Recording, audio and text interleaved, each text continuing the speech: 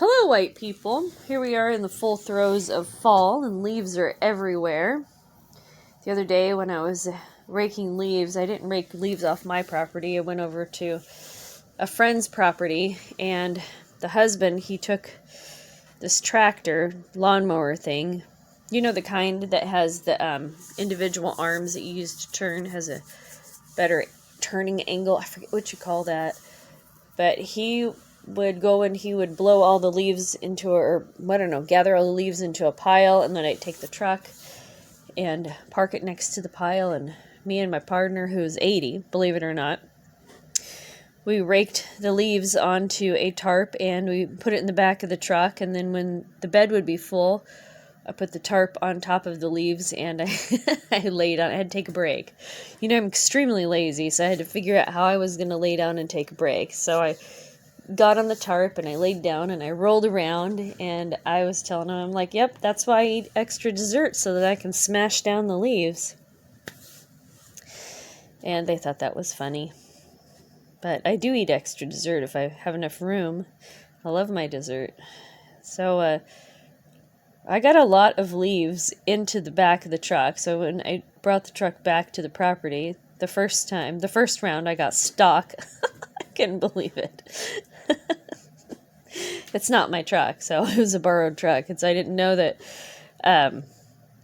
you know what? I know this, but I didn't realize that at the time when I was driving it back there, because the ground was kind of soft, that only one tire moves.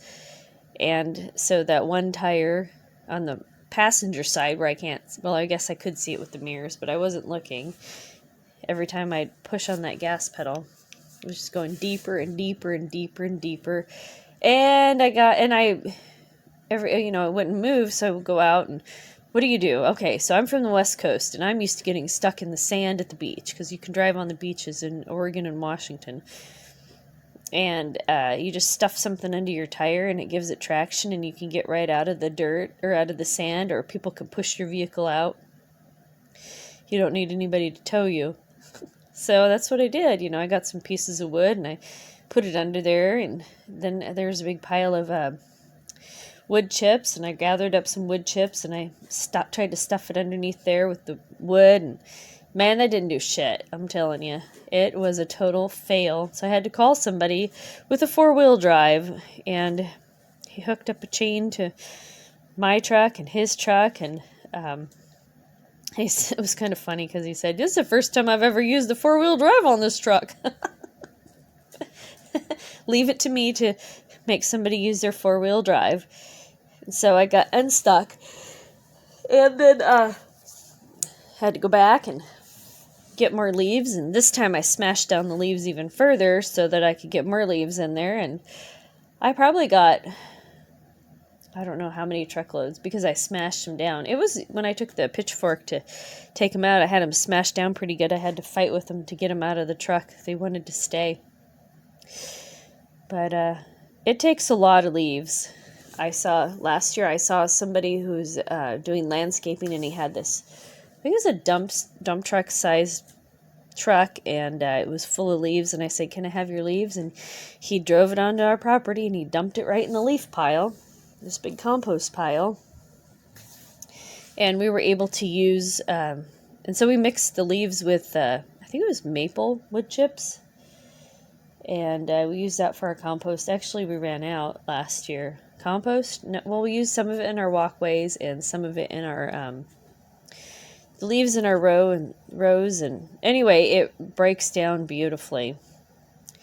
Somebody brought us a pile of cedar chips, and those are actually breaking down pretty fast. And this guy, the MI gardener, he says that you can put that on your onions and garlic.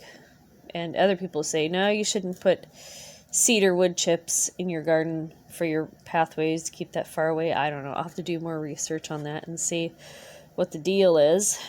And then all my plants are dead, except for my Brussels sprouts, kale, and I think there might be 1 or 2 beet plants left, whatever the deer haven't pulled out. I planted some radishes, and I thought since it was cooler when I planted them that they would taste better. Nope, these radishes taste terrible.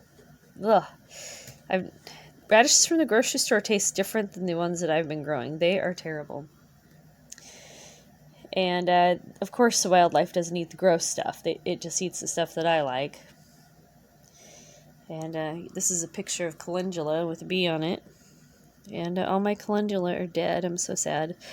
I was getting a lot of calendula every day. I don't even know how many plants I just planted a whole package of seeds. Just dump it in a row.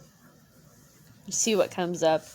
And it was really strange. Stuff did not come up like I had expected it to. It came up in its own sweet time. So anyway, I'm a little depressed that I can't talk about whatever I want to talk about. That's just stupid, isn't it? I hate censorship. And so let's see what else. Oh, okay. So this friend, we were hanging out with this friend and her husband, and they're in their 80s, and everybody's, except for me, of course, discussing family cemeteries. Well, who's going to take care of the family cemetery when we're gone? So I'm a Gen X, and they are boomers, I guess, right? Are people who are in their 80s boomers? I think so. And so I was asking, because my friend is from Kentucky, I said, well, who's the first person that they put in the family cemetery? Oh, my grandfather. No, not my great-grandfather. And what year was that? Oh, 1950. I said, what? 1950? And, well, people live a lot longer. And they live better. Folk medicine gives you longevity. Not the shit we got going on right now. And they were saying that this younger generation, they just don't care. They don't care to maintain property. They don't care to maintain the family cemetery. They just don't care. And even one of my friends said that, there's a tradition. When somebody dies, all the men get together and they dig the grave. And it's, he said it's all, drinking and talking and, just having a good time. And he said the last time somebody passed away, the family hired people to do that. They hired somebody to dig the grave, and he said he'd been a pallbearer every single time somebody had passed away. He was a pallbearer, and he said they didn't want me to do it. They hired that out too. It was so weird. I hated it. It just made the funeral more depressing. The person passing it just made it even worse because I had no part in the final part of this person's existence. And a lot of our traditions are dying. And it's being replaced by every day is the current day. We have no history. We have no past. And we have no future. Every day will be exactly like this day. And I find it really strange that people accept that, one. And number two, I see a lot of people, not a lot, I see a few people say Jesus is coming. And I think to myself, how in the world do you think that Jesus is coming? First of all, you're sitting on the internet making that comment. Second of all, you very likely have a roof over your head. And third of all, you probably have a full belly when you type that. There's no way that this is the end times because, if you don't watch TV, what is it that you're witnessing? You're witnessing prices going up. Well, why are prices going up? Government wants their money back. All the money that they handed out in subsidies or stimulus checks, I guess, they want that money back, and that's how they're doing it. They're nickel and diming us. Gas tax, because when prices go up, you have to pay more taxes on whatever item that is, and that's how they get their money back. That money wasn't free. The government isn't generous. The government doesn't make money. The government is in the business of taking money. And it used to be that, well, I don't know. I guess it used to be that people were very self-sufficient. People came together as a community, and people stood up for what they believe in. And now people defer everything. They defer responsibility. They just want to stay home and play video games or watch movies or talk shit. They don't want to build things. They don't want to live. And they don't want to be around other people. It's pretty strange times we live in. All right, white people, that's the damage for now. Thank you so much for listening. I look forward to your thoughts below.